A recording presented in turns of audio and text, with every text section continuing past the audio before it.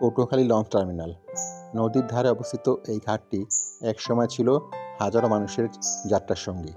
সকাল, দুপুর কিংবা সন্ধ্যা ঘাটের দৃশ্য সবসময় ব্যস্ত, কিন্তু এখন আর নেই সেই আগের ব্যস্ততা, নেই সেই আগের কোলাহল। যাত্রীরা লঞ্চে ওঠে, কেউ বাড়ি ফিরে, কেউ বা জীবিকার তাগিদে। ঘাট জুড়ে রয়েছে হকারদের ব্যস্ততা, চা, চানাচুর, মুড়ি আরও নানা রকম পণ্য নিয়ে তারা অপেক্ষা যাত্রীদের জন্য। চারপাশে নদীর শান্ত জলরাশি, বাতাসে নদীর গন্ধ, আর দূরে দিগন্ত রেখায় ভেসে চলা নৌযান, সব মিলিয়ে মায়াবী দৃশ্য। এখানে জীবন চলে নদীর ছন্দে। পটুয়াখালী লঞ্চ টার্মিনাল শুধু একটা যাতায়াতের জায়গা নয়, এটা এই অঞ্চলের প্রাণ। মানুষের গল্প, জীবিকার লড়াই আর নদীর নীরবতা সব একসঙ্গে মিশে আছে এই ঘাটের প্রতিটি ধুলোকণায়।